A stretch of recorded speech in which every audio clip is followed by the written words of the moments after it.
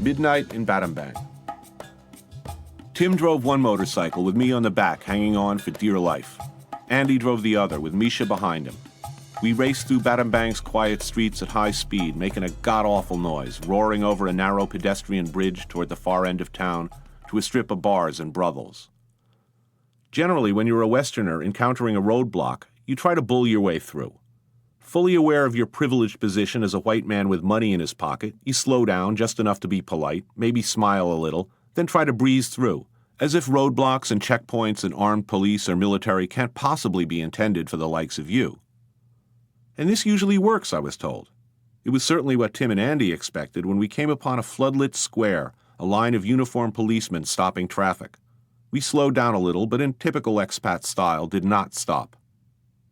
Suddenly, things got very dicey. "Stop! You stop now!" screamed a uniformed cop with more confetti on his chest than the others in firing position around him. It's unusual in an Asian country to see someone visibly angry. It's just not done. When one loses one's cool and one's control, starts screaming and yelling and making faces, one is usually considered to have lost the argument. Hence the term losing face. The rule did not apply here. The cop doing the screaming was absolutely livid, his voice cracking as he shrieked in English and Khmer for us to stop and get off our bikes. His face was contorted with rage, muscles twitching beneath his skin like a nest of rattlesnakes in a thin cotton sack. There was a sound of click, clack, click, ka-chunk. 6 policemen flicked off their safeties and racked rounds into their weapons. "Oh shit," said Misha, who'd been shot already at one of these impromptu affairs. "Fucking hell," said Tim, stopping and turning off his engine. Andy did the same. "You stop! You get off now!" screamed the lead cop, the others yelling along now in Khmer, their weapons fully extended. I dismounted first and immediately got a gun barrel thrust in my face, 5 or 6 people screaming at once. Another rifle prodded me to turn around, the little cop indicating he wanted me to put my hands on my head. Misha got off the back of Andy's bike and, familiar with the drill, calmly placed his hands on his head too. Andy and Tim were last, as it takes a minute to put down kickstands. All the while the screaming and the threatening continued, the gun barrels becoming more intrusive, no longer a prod but a shove. When all of us were standing there in the middle of the street, our hands clasped on top of our heads, bikes silent, the little cop demanded to know if we had any guns. This seemed to please Misha, who translated. "Where you go?" demanded the little cop, his face still red and twitching. "We're going to the brothels," said Tim in English, following that up with a few words in Khmer and that evil laugh. As if by magic, the cop's face relaxed, the picture of instant serenity and congeniality. Smiles all around. Like the maitre d' of an expensive restaurant, the little cop, who only seconds before had looked like he would most certainly be shooting us dead any moment, or at the very least dragging us off to jail, stepped back and to the side, arm extended in welcome, and ushered us theatrically through. England's burning. Turn on the telly, open up a newspaper, and you'll see or hear about smoldering mounds of stiffened livestock, quarantines, checkpoints, disinfectant, and body counts. No one seems to know when the killing will stop. Maybe, it sometimes seems, when every edible creature in the UK has been executed, burned, and bulldozed into a pit. Just when diners were learning to live with the remote possibility that the beef they're eating could riddle their brains with spongiform bacteria, turn their cerebral cortices into loofahs, the foot and mouth thing, which does not affect humans, comes along, causing fear and uncertainty among the populace and giving yet more comfort and succor to the forces of darkness and evil. The battle lines are drawn. Good and evil have met, and the front line is England. Nowhere else can the threat be so clearly defined. Nowhere else are the good guys and bad guys so visible and apparent, the choices so black and white, devoid of gray. I love England. I'm there a lot, so I have a vested interest in the outcome. Few cultures are as resolutely grounded in the appreciation of a nice, thick slab of fatty meat, a well-brewed beer or ale, than the English. No country was experiencing the kind of foodie gold rush, that boomtown mass psychosis that suddenly causes everyone to become obsessed with all things to do with food, restaurants, chefs, and cuisine that England was, except maybe Australia. Things were going so well. Now, everything hangs in the balance. It's war, a fight for the hearts, minds, and souls of future generations. If the dark forces win, they'll be looking across the Atlantic, don't doubt that for a second. They already have their operatives in place. They'll be looking at your plate, inspecting your refrigerator. They already are. They want to take your meat away. They even want your cheese. This was a happy pig, says Fergus Henderson, looking down with pleasure at the head of a carefully roasted, medium-sized pig. He emphasizes his pride and respect for what he knows is damn delicious, perfectly crispy skin, buttery sweet, nearly ethereal fat, tender, ropey cheeks, by moving his arms up and down robotically. Behind clear glass lenses, his face is a little flushed, the corner of his mouth a little stiff, and one leg is pretty much checking out for the day. He's dragging at the last hour. Fergus represents England's best hope for salvation, the man at the spear point, a warrior, pioneer, philosopher, and fearless proponent of what's good and has always been good about English cooking. He knows about the pure enjoyment of high-quality pork and pork products. Hours ago, we returned from the Smithfield market, where we spent the early morning hours looking at meat, poking at entrails, prodding carcasses, and waxing poetic about animal fat. The day began in a cellar pub at 6 a.m., the chef and I enjoying a hearty breakfast of Guinness and deviled kidneys, the room filled with meat cutters in white plastic helmets and long white lab coats. Now, standing over my table, Fergus is tired. He's been up since God knows when, was at his restaurant for lunch service, and is now presiding over an elaborate procession of nearly everything on the menu for my dinner. There are surely better chefs in England, but Fergus is my favorite. He's a hero to me, one righteous, solitary, soul-surfing, daredevil motherfucker.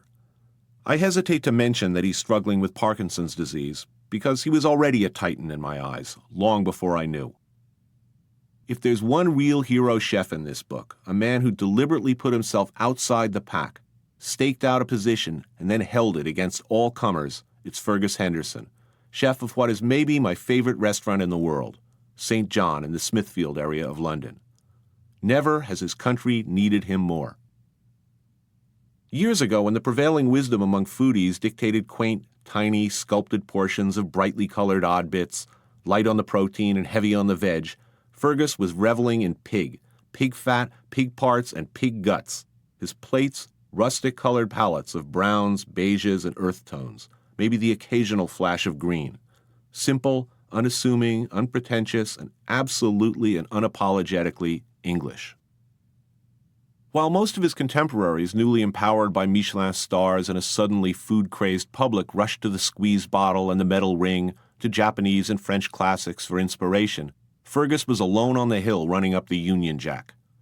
He went to a neighborhood where nobody wanted to go, set up shop in an all-white abattoir-looking space down a seemingly uninviting alley, and began serving what he refers to as nose-to-tail eating, a menu so astonishingly reactionary for its time he might well, in another country, have been imprisoned for it.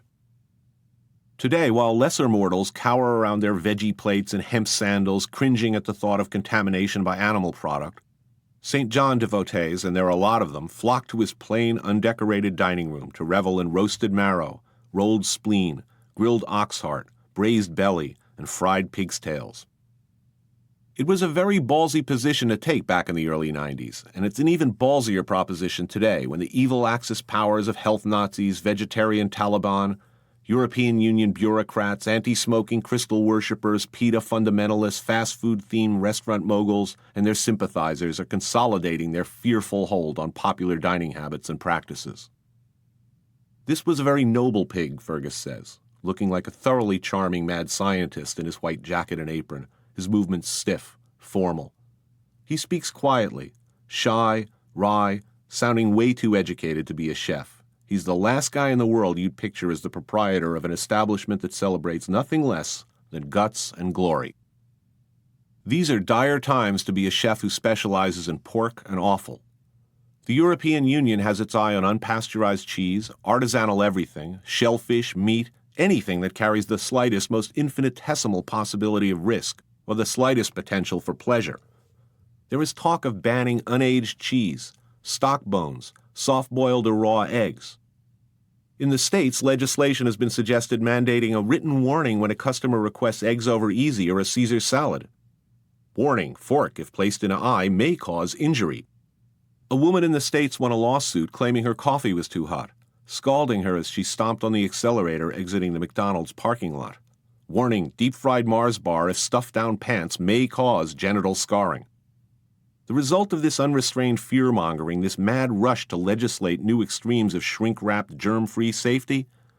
Much like it was after Upton Sinclair's The Jungle scared the hell out of early 20th century meat eaters. The absorption of small independents into giant factory farms and slaughter domes. Try and eat an American chicken, and you'll see what looms. Bloodless, flavorless, colorless, and riddled with salmonella, a byproduct of letting the little guys go under and the big conglomerates run things their way. You have only to visit an English pub in, say, Bristol or Birmingham, once proud strongholds of British culinary tradition at its simplest and most unvarnished, to see that the enemy has reached the gates and is pounding on the door. A vegetarian menu, right there next to the steak and kidney pie and the bangers and mash. Worse, far worse, is when you look over at the bar and see Brits, brewers of some of the finest alcoholic beverages in the world. Gorgeous beers, ales, and bitters, once served in that most noble of drinking vessels, the pint glass, sucking Budweisers from long-necked bottles. Fortunately, Fergus and other like-minded souls are fighting the righteous fight, and they're unlikely to abandon their positions. Sitting at St. John, I ordered what I think is the best thing I have ever put in my mouth. Fergus's roasted bone marrow with parsley and caper salad, croutons, and sea salt. Oh God, is it good! How something so simple can be so absolutely luxurious. A few Flintstone-sized lengths of veal bone, a lightly dressed salad. Lord, to tunnel into those bones, smear that soft gray pink and white marrow onto a slab of toasted bread, sprinkle with some sel de gris, take a bite. Angels sing, celestial trumpets. 6 generations of one's ancestors smile down from heaven. It's butter from God. A few years ago, the neighborhood around St. John was about as unfashionable as a fistula. Now there are faces and bodies one usually associates with tofu snacks and soy milk smoothies, skinny, well-dressed women mussing their lipstick as they enthusiastically gnaw bones, ooh and ah over the glories of pork belly, pig's trotter, tripe, all that lovingly cooked offal. It's where the people who truly love food, who know what's good about wiping grease off their chins, can congregate without fear, safe from the dark clouds of processed food gathering over Europe. A meal at St. John is only one of the great dining experiences one can have in England. I'm not going to bother to give you an overview, reciting the names of all the sharp, ambitious, well-trained chefs who have, in recent years, completely reversed the widely held perception that English food was crap. Suffice it to say that most of these guys could kick their French counterparts' asses around the block. An Englishman in the kitchen, be it in New York, Melbourne, or anywhere else, is a promise of good things to come. A meal at St. John is not just one of the great eating experiences on the planet, it's a call to the barricades. Because it will not end with the marrow, which already has to be imported from Holland. The enemy wants your cheese. They want you never again to risk the possibility of pleasure with a reeking, unpasteurized Stilton, an artisanal wine, an oyster on the half shell. They have designs on stock. Stock! Bones, you know, can't have that. The backbone of everything good. They want your sausage, and your balls too. In short, they want you to feel that same level of discomfort approaching a plate of food as so many used to feel about sex. Do I overstate the case? Go to Wisconsin. Spend an hour in an airport or a food court in the Midwest. Watch the pale, doughy masses of pasty-faced, Pringle-fattened, morbidly obese teenagers. Then tell me I'm worried about nothing. These are the end products of the masterminds of safety and ethics, bulked up on cheese that contains no cheese, chips fried in oil that isn't really oil, overcooked gray discs of what might once upon a time have been meat, a steady diet of ho-hos and muffins, butterless popcorn, sugarless soda, flavorless light beer. A docile, uncomprehending herd led slowly to a dumb, lingering, and joyless slaughter. England's greatest chef, or England's biggest bully, depending on which paper you're reading at the time, the fearsome and prodigiously talented Gordon Ramsay. I've been hearing about this guy for years. Ex-footballer, formerly with Robuchon, Ducasse, Guy Savoy, Marco Pierre White. A legendary wordsmith in the kitchen, famed for excoriating his crew, ejecting food critics, speaking his mind bluntly and undiplomatically. A while back, I was told about the Cinema Verite Boiling Point television series in which the beleaguered Ramsay was said to behave monstrously to his staff. Intrigued, I managed to track down a copy of the videotape series. To my mind, Ramsay was sympathetic from beginning to end. I rooted for him as he sweated out the beginning of a service period for a massive banquet at Versailles, ill-equipped with only a rent-a-staff of indolent bucketheads to help him. I cheered when he summarily dismissed a waiter for guzzling water in full view of the dining room. Pour décourager les autres. To discourage the others, I'm guessing. I suffered as he suffered the interminable wait for his much-hoped-for third Michelin star, and was heartbroken when he didn't get it. He since has. Those who can't understand why a chef operating at Ramsay's level gets a little cranky, or who appears to be operating at a higher and more self-important pitch than their boss, simply don't understand what it's like to work in a professional kitchen. They certainly don't understand what it takes to be the best in that world.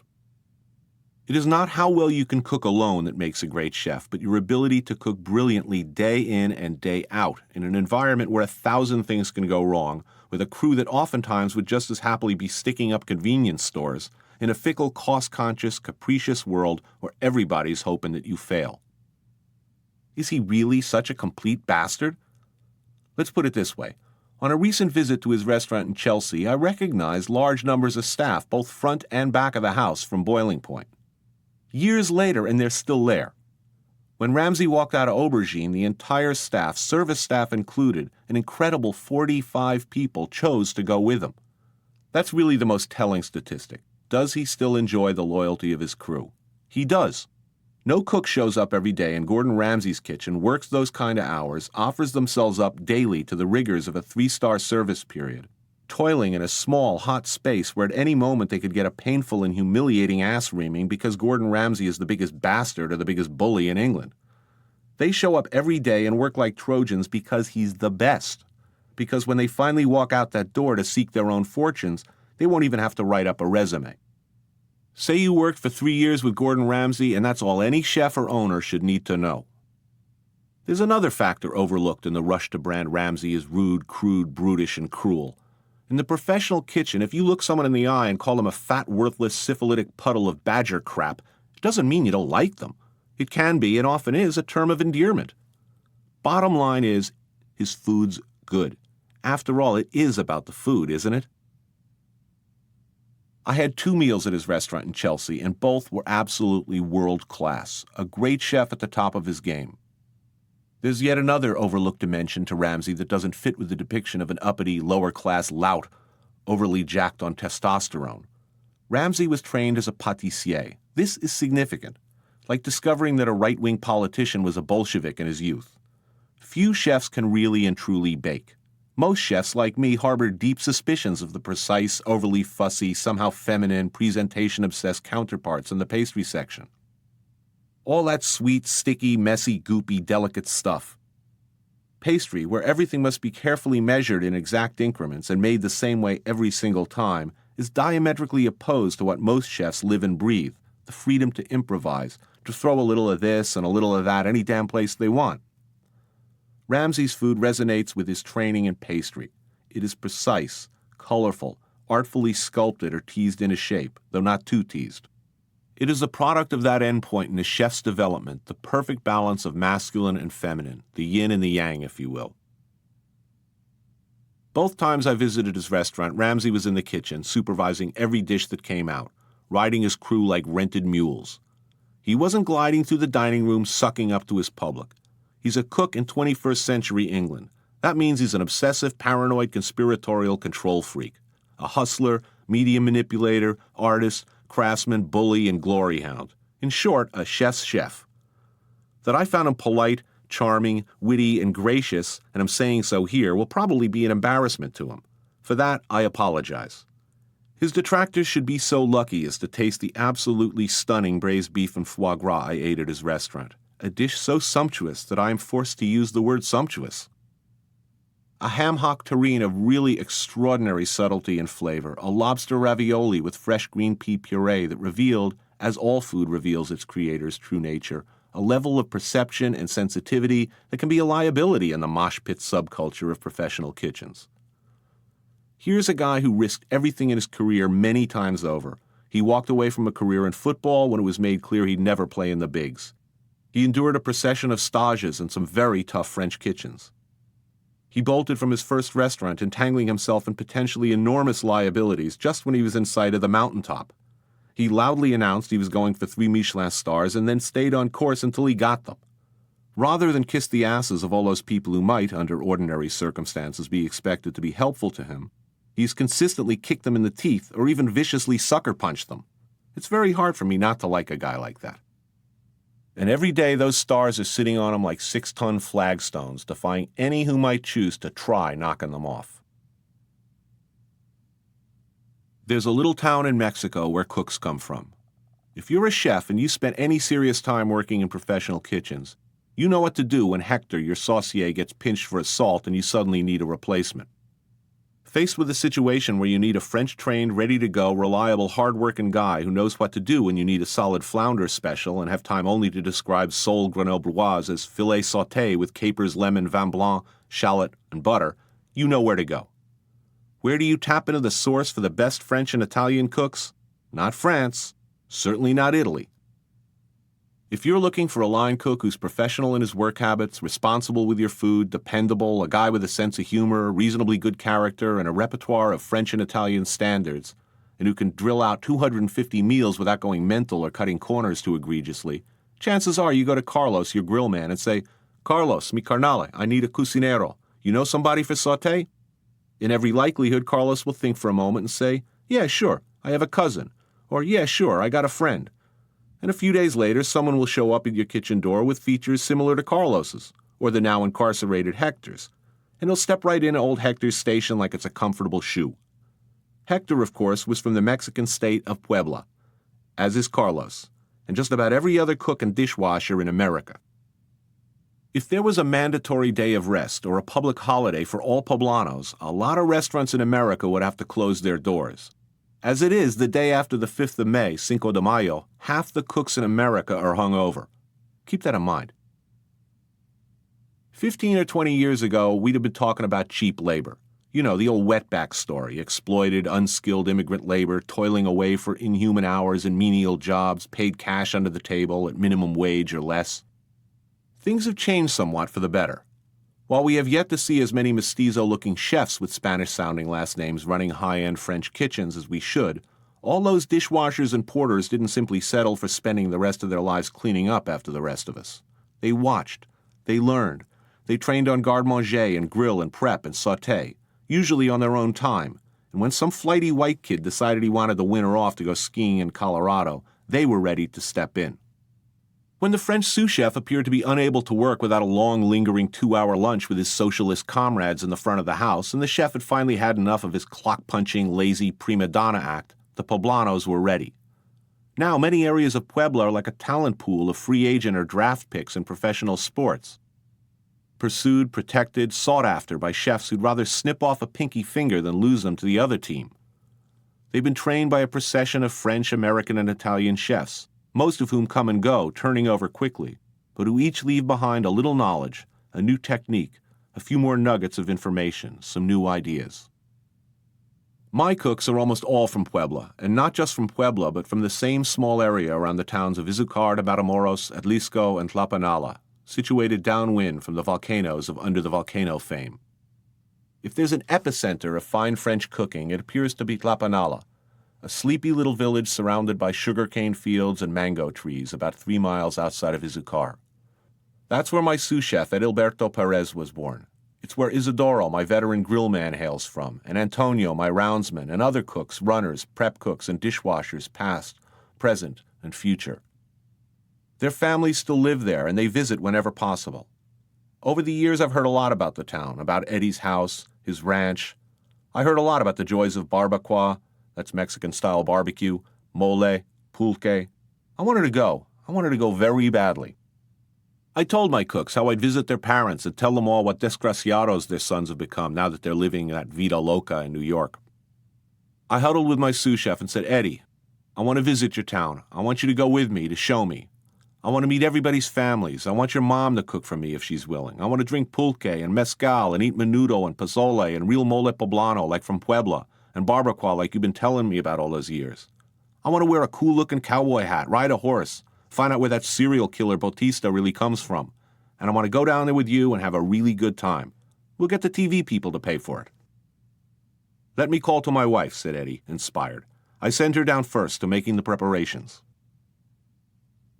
Which is how it happened that I found myself sitting by the mercado in the small central square of Tlapanala on a languid late afternoon, the sun slowly setting, watching as the women and children of the village lined up at the telephone kiosk, waiting to receive prearranged calls from kitchens in New York and apartments in Queens. The streets were quiet and dusty, kids kicking around old soccer balls, shooting hoops in the court by the mercado, where old women sold chilies, squashes, chayote, yuca, and vegetables. Occasionally, an old man passed by, driving a few head of cattle, a herd of goats, a few donkeys down Tlapanala's tidy streets. A stray dog wandered over to see if I had any food. Young mothers sat with their babies. Children, still in their school uniforms, played on the back steps of the kiosk. At 4 o'clock, the peal of the bread alarm informed residents that fresh bread, hot out of the oven, was now available at the bakery. A few yards behind me were the railway tracks, the train to Tijuana and beyond, Nueva York. The road out, the starting point, where generations of Tlapanala's young men began their long, hard climb out of poverty to become cooks in faraway America. There were few young men left in the village. I saw only women, children, and much older men. In Tlapanala, you can tell the homes of the families with a son or a father standing behind a stove in New York. They're the houses with the satellite dishes on the roofs and metal rebars still protruding from the top of new additions and annexes. Instead of capping and removing the extra lengths, they keep them sticking up out of the concrete. Should money come, they can more easily add a second floor. We traveled to the city of Oaxaca next, a place justifiably famous for its food. It's a beautiful town, lovely hacienda-style hotels, exquisite Spanish churches and cathedrals, a picturesque zocalo where you can sit at a cafe table and watch the world go by, a fabulous mercado, nice people. It is also, unfortunately, a magnet for the world's ugliest tourists. Herds of squinting, sun-blotched fanny packers in black socks and sandals shuffled by, snapping pictures. Extravagantly pierced backpackers, filthy from the road, sat in the park ineptly strumming old Dylan tunes on clapped-out guitars. Thick-ankle German women looking for love and hordes of doddering tour groupers and cereal shoppers fanned out to buy the inevitable tonnage of papier-mâché figurines, hammered tin, cheap silver, ponchos, serapes, funny hats, T-shirts, and pottery. College kids fresh from the donkey show in Tijuana sulked noisily on benches, broke and frustrated, waiting for a Western Union money order from mom and dad. But as it got late and the tourists drifted off and the locals began showing up in clean white guayaberas and frilly dresses filling the cafe tables around us, Martine, my driver, and I started to enjoy ourselves. Mezcal was served like tequila in shot glasses, accompanied by chasers of sangrita, a spicy tomato juice concoction. With the de rigueur wedge of lime came a mix of salt and dried powdered chili-roasted maguey worms, an unexpectedly delicious accompaniment. Martine and I sat in the cafe, nibbling on tortas, sandwiches, a fresh cheese and ham, drinking beer and mezcal, a mariachi band strolling from table to table. Behind us, a man in his 50s with a face scarred by a youthful bout with smallpox and the fists and brows of a former pugilist sat alone at his table, drinking Modelo Negro, his straight black hair plastered down over his forehead, staring into space with a look of infinite sadness. After a long while sitting in silence with the same brooding expression, he motioned the mariachis over to his table, handed them a few pesos, and made a mumbled request. They played beautifully, and when they were done with the song, the man, though outwardly unmoved, handed them more pesos and asked for another. Again, his demeanor remained impassive as he monopolized the six-piece band. Then suddenly, mournfully, without raising his eyes from the table, he began to sing. Still seated, looking at no one else, he sang of love and loss and broken hearts, his voice rich, deep, and beautifully modulated. Every customer in the cafe listened with rapt attention. More pesos. Another song. The sad-faced man in a guayabera shirt, eyes almost shut now, sang and sang, the crowd cheering wildly after each song ended.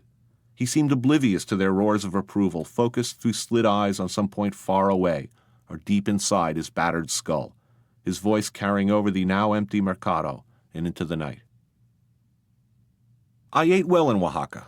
I had chocolate atole, a thick hot chocolate beverage with the texture of cream of wheat, made from local chocolate, cinnamon, and cornmeal.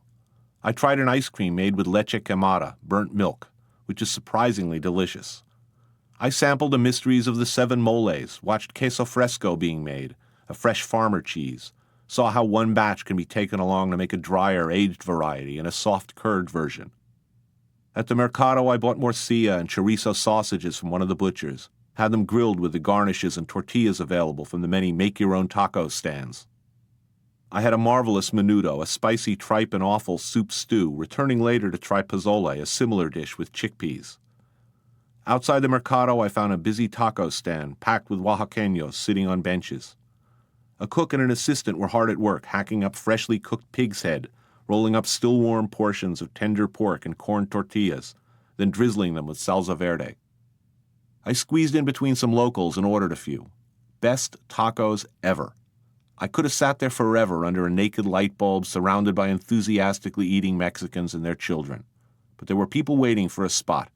I returned the next night and the next.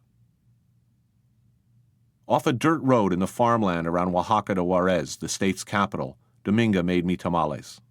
She cooked in a small outdoor kitchen, a charcoal fire, clay saucepan, steamer, a comal for toasting, a mortar and pestle, and a stone rolling pin. Chickens and roosters wandered around the dusty back lot and small garden near the pig pens. We were going to the Molino, the community mill where for centuries Mexicans have gone, often every day, to grind their dried corn for masa, their dried chilies for mole, and their chocolate and their coffee beans on stone wheels. Dominga was a short, wide woman with mestizo features and strong arms and hands, which had seen a lot of work over the years. The corn soaking in a plastic bucket in one hand, a tub of chilies and garlic in another, she walked a few blocks in the hot sun to a small shed with a tin roof, where a line of women in similar frilled dresses and aprons waited for one of the 2 generator-powered machines to become available. Inside, the Molino's owner carefully fed handfuls of chilies into one machine and corn into the other, a rich, smooth paste issuing from both. Mole, masa, atole, café, made fresh every day by Mom. You may think you've tried Mexican food. Unless you've been to Mexico and eaten in a home, you haven't. Mexican food is not that sour 2-day-old sludge foaming and fermenting in the center of your table next to a few stale corn chips, a little limp cilantro turning to slime among the long-gone onions. It's not graying or packaged guacamole whipped in the food processor until it achieves the consistency of baby food. It is not heaped with cheddar and Monterey Jack cheese. You won't see any of that in Mexico, and served with allegedly refried beans. In Mexico, everything is fresh. Dominga owns no Cuisinart. She doesn't have a freezer. Her salsas do not arrive in jars, and her recipes are not faxed from Central, portion-controlled for multi-unit use. Mexican food is not particularly hot and spicy. It is not soggy, frozen chimichangas already hemorrhaging ingredients into the deep fat fryer. It is not the dull, monochromatic slop you see all over America and Australia and the UK. Dominga made me Oaxacan-style chicken tamales. Instead of wrapping the chicken in masa and sauce in a corn husk, as is usually done all over Mexico, she wrapped them in banana leaves. When she returned from the mill, Dominga removed a simmering, freshly killed chicken from a pot and pulled the meat off in shreds, pollo pelado. She mixed and kneaded her fresh masa with some rendered pork fat, packets of which are an essential ingredient around here, lightly toasted the banana leaves on the comal, and stirred her intoxicating-smelling mole negro, which had been simmering for hours and hours. Proximity to livestock and animal feces, I have found in my travels, is not necessarily an indicator of a bad meal. More often than not, in recent experience, it's an early indicator of something good on the way. Why is that? It might have to do with the freshness question. Still living close to the source of your food, you often don't have a refrigerator or a freezer. Equipment and conditions are primitive. You can't be lazy, because no option other than the old way exists. Where there are freezers and refrigerators, laziness follows, the compromises and slow encroachment of convenience. Why spend all day making mole when you can make a jumbo batch and freeze it? Why make salsa every day when it lasts okay in the fridge? Try a salsa or a sauce hand-ground with a stone mortar and pestle, and you'll see what I mean. Dominga's tamales were marvelous.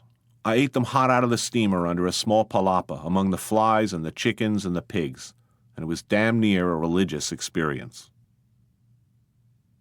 Eddie's house in Tlapanala was a neat, clean, one-story building, 2 bedrooms, living room, dining area, large kitchen, with a nice backyard and an outer kitchen and shed. When I arrived, Eddie's wife, mother, children, and babysitter were sitting on a couch and in chairs, watching satellite television.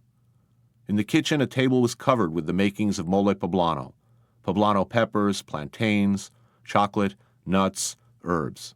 In the outside kitchen, the mother of my turno, Antonio, was making tortillas, while next door, the mother of my former salad man, Gilberto, looked on. I knew I was in trouble when I stepped into Eddie's well-tended backyard and saw a 24-pound turkey still strutting around energetically. Eddie smiled and informed me that as guest of honor, it was up to me.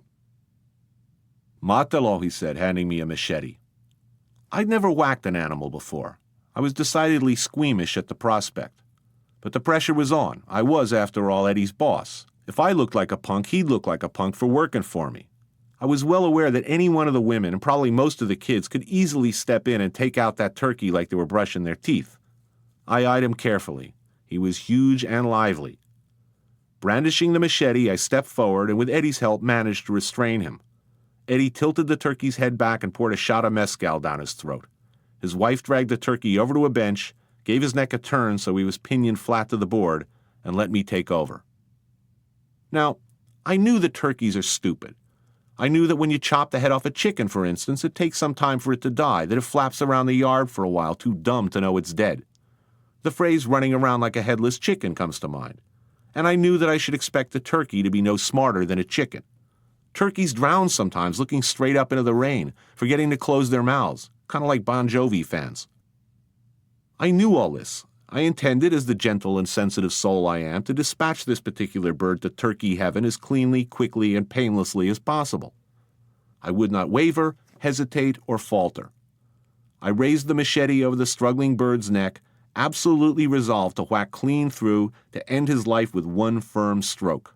I came down with a resounding chop, the blade going thunk into the wood. The turkey's body went insane, flapping and flailing and bouncing around. Oh my God, I thought, I've missed. I've botched it. Convinced that I'd somehow missed a major artery, cruelly and ineptly only wounding the animal, I began swinging the blade again and again in a terrified frenzy, like a novice serial killer, hacking blindly at a tiny strip of connecting skin that still held head and body together. A gout of blood erupted onto Matthew's lens, a shot, by the way, that he missed. Spray decorated me from forehead to sandals. I looked down and saw that the contorting head was still in my hand, but the body, still flapping wildly, had been taken by Eddie, who nonchalantly hung it from the shed ceiling to be plucked. I was now a killer. I sat next to my victim for a long time before pitching in and yanking feathers from the still warm body, wondering what the hell had happened to me. It was a long, sleepy afternoon while the food cooked. Relatives showed up for the meal, a table was set up in the backyard. We eventually sat down to a very fine mole poblano, accompanied by enchiladas, salsas, salads, and beer. I looked around at the faces at the table and saw the faces of my cooks back in New York. I wake up in my room at the Bao Dai Villas, the one-time summer home of the last emperor of Vietnam. I hear reveille out the window, followed by patriotic music at a nearby school and the sound of children assembling. Rain patters on leaves, roosters crow. Someone is chopping wood on the grounds, and there's the familiar shush of a straw whisk broom sweeping tile. Out on the water, just around the point, the freighter's engines throb idly in the early morning mist. After locating the mosquito repellent, I spray down my clothes, find the driest ones I can, and get dressed. There's a scooter and motorbike rental by the desk, and I pick out the one with the most juice, hop on, then head into town for breakfast. Technically, foreigners aren't allowed to drive anything over a low-cc putt-putt. But the rental guy didn't give me any trouble, so in a few minutes I've joined the thick stream of morning cyclists heading in on Nha Trang's main beachfront drag. It feels great. I'm surrounded on all sides by men and women in their conical hats whipping by palm trees, a long stretch of white sand and gentle surf to my right, the beach mostly deserted. The Vietnamese are not really beachgoers. Pale skin is seen here, as it is in Cambodia and elsewhere in the East, as an indicator of high status and good family. A lot of money is spent on skin lighteners, acid peels, and various fraudulent and often harmful procedures intended to make one whiter. Women in Saigon often cover themselves from head to toe to protect themselves from the sun's rays. So Charlie, it appears, does not surf. Not in Nha Trang, anyway. As I turn off the main road away from the sea, the traffic intensifies. Cars, trucks, more and more cyclists, on motorcycles, bicycles, cyclos, and scooters, join the fast-moving pack. Crossing an intersection is a heart-stopping maneuver, frightening and thrilling at the same time. filled with the roar of engines, all accelerating simultaneously as we swarm across a square only a foot or two from people on both sides. I squeeze past a line of trucks on the bridge across the channel. In the water, the gaudily painted red, white, and blue fishing boats are coming in toward shore. Local legend has it that when Nha Trang was the base for U.S. military activity in the area, the CIA and Special Forces used to kick prisoners out of helicopters over this channel, wire a few tire rims to their necks, and out the door. Now there's little evidence of what was once an enormous American presence. As elsewhere in Vietnam, there's plenty of infrastructure, which the Vietnamese have all too happily adapted to civilian use. But the obvious signs are gone.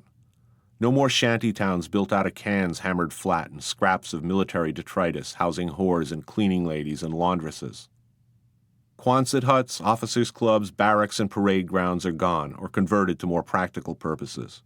The large hotels and villas once used to house high-ranking military personnel are now the property of government officials or rented out to tourists. The only people on Nha Trang Beach are a few French, Germans, and Australians, most staying in the modern foreign-built resort-type buildings clustered together at one end of the bay. By a Cham temple on a hilltop, I turn right down a narrow dirt road, splashing through muddy puddles until I find the fish market.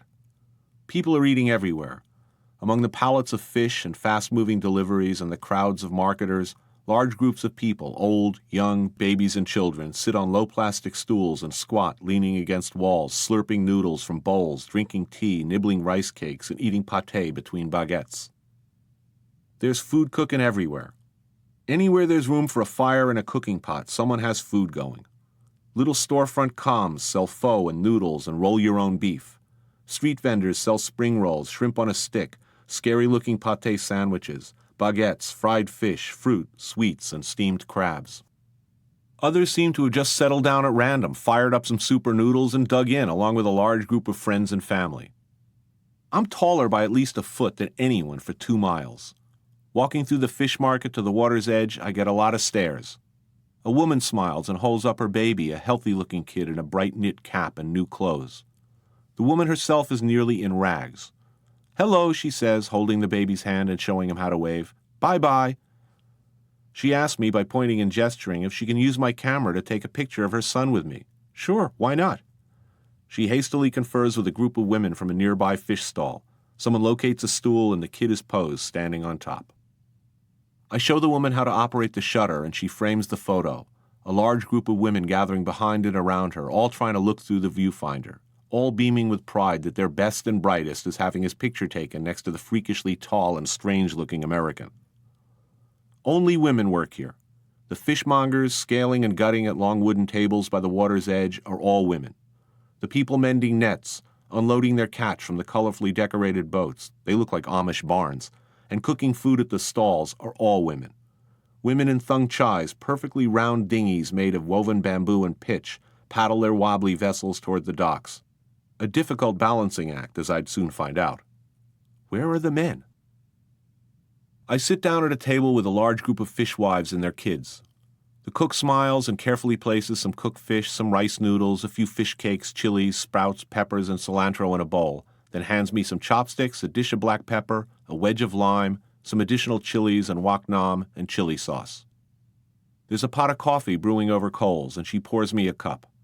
As with almost everything I've tried in Vietnam, it's fresh-tasting, vibrant, and delicious. Women keep coming over to the table and introducing their children. What they want, I have no idea. They ask for nothing except to allow their babies and small children to touch my arm, shake my hand, wave, the kids gaping wide-eyed and confused as the women scream with laughter and obvious delight. All these women have been up since way before dawn, many of them out on the water for hours, hauling in fish, loading them into their little round basket boats, unloading on shore. Yet no one looks tired. No one looks beaten down or defeated by their work. New arrivals stand upright in their dangerously pitching basket boats, smiling broadly as they heave pound after pound of dripping fish onto the market floor. The cook asks me if I'd like more coffee and pours me another cup, making sure my can of condensed milk is not empty. Fish blood runs across the wet concrete floor. A basket of squid is dropped a few feet away, then another basket of fish. The channel is filled with incoming fishing vessels, the awkwardly bobbing thung chais. Clouds cling to the mountains surrounding Nha Trang like tufts of white hair. I love it here. Han Mu Island, only a few miles from Nha Trang, is a village of low ramshackle structures near the shore, but the bay is filled with tourist boats and water taxis, fishing vessels, and thung chais, women shuttling visitors to shore. As we draw closer and tie up alongside another large water taxi, I can make out a strip of waterfront restaurants. Crowds of Vietnamese tourists fill long tables on their raised decks. "This way," says Dong, our driver. Lynn, Lydia, and I follow, climbing from boat to boat across the bay until we come to a series of large floating docks, a maze of pitching, rocking walkways built around square openings that have been sealed underneath with fishing net. A whole enterprise floating a mile out to sea. Boats are tied up, fishmongers argue over prices, and customers cluster around large underwater pens containing the most astonishing array of live seafood. I stand there in bare feet trying to keep my balance with the rise and fall of the planks beneath me, looking at enormous squid and cuttlefish, a pen filled with thrashing tuna, grouper-like fish, sea bream, and fish I've never seen before. Giant prawns, huge blue and yellow spiny lobsters, and crabs scuttle about just below the surface awaiting my selection. I kneel down, reach underwater, and pull out a 3 or 4 pound lobster. Lynn picks out some squid and some tuna, while Dong makes arrangements for our transport to shore. Right next to the dock, up a few slimy wooden steps, a cook from the Hai Dao restaurant gravely examines the sea creatures we brought and then weighs them on a scale. One pays for one's dinner by weight. Seated at a large uncovered table, Dong, Lynn, and I are soon joined by the pilot of our water taxi. At Lynn's urging, we order a bottle of Net Moi, Hanoi vodka. A waiter approaches with my lobster, still kicking, holds it over a glass, and thrusts a short knife into its sexual organs. A translucent, slightly milky white liquid pours out and is quickly mixed with the vodka. "Lobster blood," Lynn volunteers. "Makes you strong." The Hai Dao is packed with customers, every table filled with enthusiastic Vietnamese families chowing down, some visiting from America, some vacationing from Hanoi and Saigon. Everywhere there's the sound of those plastic packages of cold towels popping, the floor littered with discarded lobster shells, cracked crab claws, fish bones, cigarette butts, rolling beer bottles. Food starts to arrive at our tables. My lobster grilled over a wood fire, steamed squid with ginger and scallions, tuna braised in tomato and cilantro, rice cakes studded with sesame seeds in a bundt mold-shaped hot pot over a little gas burner at the center of the table, a sweet and sour soup of fish, noodles, tomato, onion, cilantro, pineapple, and scallion, and a few humongous green crabs overstuffed with roe. It is the perfect setting for a damn near perfect meal. I'm now totally indoctrinated to the casual Vietnamese dining experience. I love the way you garnish and season your own food. The ground black pepper and lime wedges you mix together into a paste and dip your food into, the dipping sauces and fish sauce with chili paste, the little plates of tiny green and red peppers, the bottles of soy, the plates of chopped cilantro and scallions. Dong has made it his personal mission to make sure I fully enjoy every scrap of Nha Trang's bounty. He refuses to let me touch the lobster or the crab until he's tunneled through every claw and spindly leg and removed every micron of meat. When he lifts off the carapace of a jumbo-sized green crab, he beams at me as he points out the beautiful, fantastically plump roe, the crab back swimming with delicious fat. We eat with chopsticks. We eat with our hands. We smoke between courses. We smoke during courses. We drink vodka and beer, scattering our refuse all over the table like everyone else. The food is wonderful. Nothing but happy faces as far as I can see, children and grandfathers avidly sucking the last bits of meat out of crab legs and lobsters, picking out the good stuff from between fish bones. I'm ecstatically happy. I love it here. I love this country. I consider for the 5th or 6th time at least, defecting. What else do I need? Great food, the South China Sea's beautiful beaches, an exotic locale, an element of adventure, people so proud, so nice, and so generous that I have to keep a cover story on tap should a cab driver or shopkeeper invite me to his home for dinner, bankrupting himself in the process. It's a wonderland of food and cooking. Everybody has an opinion. Lynn naturally says the best food in Vietnam is in Hanoi. Dong sneers dismissively and argues for Nha Trang. They have definite opinions in Can Tho, and Saigon speaks for itself. To the Saigonese, North Vietnam is a joke, unfriendly, uninteresting, filled with stuck-up ideologues who underseason their food. Any place where everybody feels so strongly about their particular community, their cuisine, and their cooks, you know you're going to eat well. I could live here. And it smells good. I've already come to like the odor of durian and fermenting fish sauce, promising as they do untold delights, constant reminders that yes, I'm in Vietnam. I'm really in Vietnam. San Francisco, as its residents like to remind you, is nothing like Los Angeles. Anytime a snide, wise-ass New Yorker like myself starts slagging California, someone points out that San Francisco is different. It's pretty. There are hills. Unlike LA, you can, on occasion, actually hail a cab by sticking a hand out in the street. Other than New York, it's probably got more talented chefs and a more vibrant culinary scene than any other American city. A good argument could be made that the whole renaissance in American restaurant cooking emanated outward from San Francisco, starting with Alice Waters and Jeremiah Tower. It's got a shabby bohemian appeal, a rich tradition of bad behavior, good local ingredients. You'll love it, my friends always told me. I like San Francisco. It's a relief from Los Angeles. And some of my favorite movies were filmed there. The Asphalt Jungle, Bullet, Dirty Harry. When I was a kid reading Life magazine on a beach in France, all I wanted to do with my life was run away to the Haight and live in a house with the Jefferson Airplane, drop acid, and draw underground comics. I grew up on R. Crumb's incredible line drawings of San Francisco, dreamed feverishly of all that free love I'd be enjoying with hippie chicks if I ever turned 13. When it became clear that living in a commune or sharing a crash pad meant arguing over whom the last yogurt belonged to, when I realized finally that I'd been right all along, that the Grateful Dead really did suck, regardless what my brainy friends said, and that the revolution would never, ever, ever happen, and that was probably not a bad thing, that particular dream died. My first few days in San Francisco were fine. I ate oysters and Dungeness crab at the Swan Oyster Depot, exactly the kind of eating establishment I dearly love. I had durian ice cream at Polly Ann's out by the beach. I had a superb meal at Gary Danko, a too-precious dining room but very, very fine food, and a very likable group of hooligans in the kitchen. I visited a few New York transplants now working in the area, most lured by the town's reputation for good food and innovative restaurants and its selection of readily available fresh ingredients. I had a gluey, cornstarchy dinosaur Cantonese meal at Sam Woe's in Chinatown, a throwback to my childhood forays to Upper Broadway or Mott Street in New York. A cranky waitress hauled each course up a hand-pulled dumbwaiter. I purposefully ordered chop suey, wonton soup, and chow mein, not even having heard those words since 1963, and thoroughly enjoyed myself. A little nostalgia for the old folks. I hung out with cooks a lot, as there are plenty of cooks in San Francisco. And one thing about cooks, whether you're talking about New York, Philadelphia, Glasgow, Melbourne, London, or San Francisco, we're the same everywhere. Though I don't fully understand the Fernet Branca shot and ginger ale chaser thing. Come on, Tony, you've been to Cambodia for Christ's sakes. How bad can it be, said the television producer. We can't do a whole show on one restaurant. This'll be funny. They're looking forward to cooking for you. What he'd arranged, what he had in mind, was for me to venture into the real heart of darkness, deep, deep into enemy territory, to Berkeley and a vegan potluck dinner. I've said some pretty hateful things about vegetarians, I know. In spite of this, many of them have been very nice to me over the past year.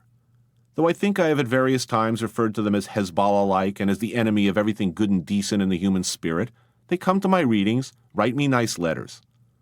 My publicist in England, whom I adore as a veg, though I forced her at gunpoint to eat fish a few times, as are a couple of the shooters I've worked with. They've shown remarkable good humor considering how I feel about their predilections. There have been lots of veg heads who've been very kind and generous these last few months, in spite of the fact that they know that at the first opportunity, when they're drunk or vulnerable, I'm getting a bacon cheeseburger down their throats. That doesn't mean I wanted to sit in some hilltop A-frame eating lentils out of a pot with a bunch of Nader supporters and hairy-legged earth mothers in caftans.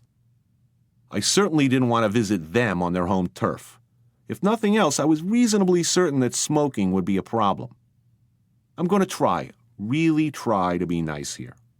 I went along with the producer's scheme. Fair is fair. The opposition should be given every chance to prove the righteousness of their cause, or at least the merits of their case. The people coming to the dinner, the folks who'd be cooking for me, were all serious vegans. Cookbook authors, vegan cookery teachers, people who spent lots of time going to seminars, classes, corresponding with others of their ilk, online, in chat rooms, and at conventions and informal gatherings. Maybe, just maybe, they had something to show me. Maybe it was possible to make something good without meat or stock or butter or cheese or dairy products of any kind. Who was I to sneer? The world, I had recently found out, was a big, strange, and wonderful place. I'd eaten tree grubs and worms and sheep's testicles. How bad could it be? Bad. The vegans I visited did not live in a converted ashram on a hilltop tending to their crops in bare feet or Birkenstocks. No one was named Rainbow or Sunflower. Only one person wore a sari. My hosts lived in a kempt modern luxury home in an exclusive area of the suburbs, surrounded by green lawns and shiny new BMWs and SUVs. They were, all of them, affluent-looking professionals and executives. Ranging in age from late 30s to early 50s, they were well-dressed, unfailingly nice, eager to show me the other side of the argument. And not one of them could cook a fucking vegetable. Fergus Henderson, the Grand Master of blood and guts cookery, shows more respect for the simple side of sautéed baby spinach on some of his plates than any of these deluded vegans showed me in 10 elaborate courses. Green salads were dressed hours before being served, ensuring that they had wilted into nutrition-free sludge. The knife work, even from the cooking teachers present, was clumsy and inept, resembling the lesser efforts of younger members of the Barney Rubble clan. The vegetables every time were uniformly overcooked, underseasoned, nearly colorless, and abused, any flavor, texture, and lingering vitamin content leached out.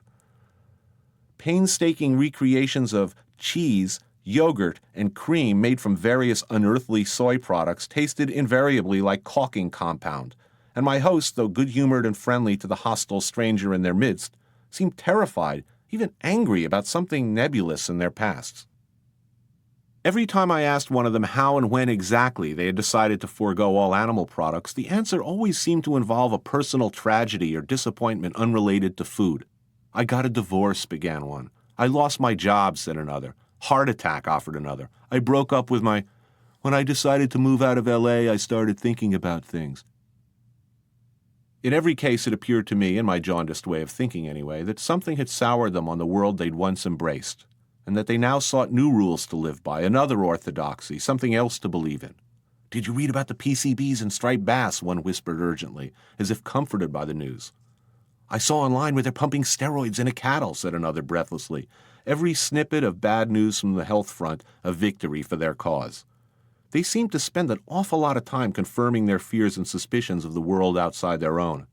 Combing the internet for stories of radioactive dairy products, genetically altered beets, polluted fish, carcinogenic sausages, spongiform-riddled meat, the hideous Grand Guignol chamber of horror abattoirs and slaughterhouses.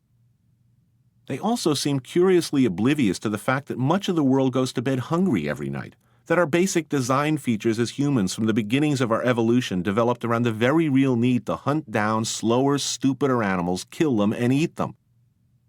Don't you ever wake up in the middle of the night craving bacon? I asked. No, never, replied every single one of them. I've never felt so healthy in my life. It was difficult for me to be polite, though I was outnumbered.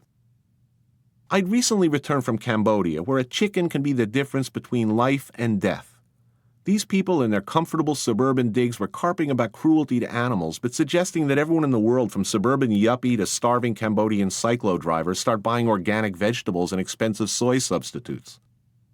To look down on entire cultures that have based everything on the gathering of fish and rice seemed arrogant in the extreme.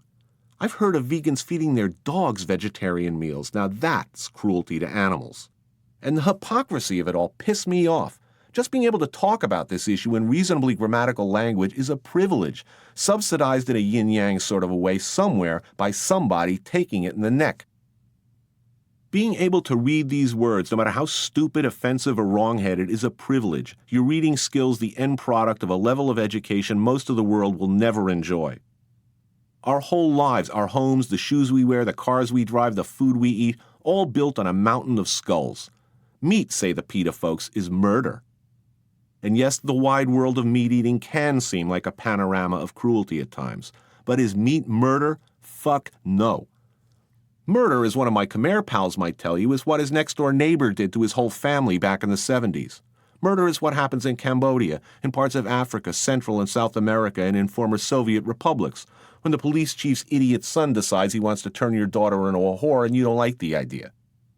Murder is what Hutus do to Tutsis, Serbs to Croats, Russians to Uzbeks, Crips to Bloods, and vice versa. It's black Chevy Suburbans, which more than likely U.S. taxpayers paid for, pulling up outside your house at 3 in the morning and dragging away your suspiciously unpatriotic and over-opinionated son.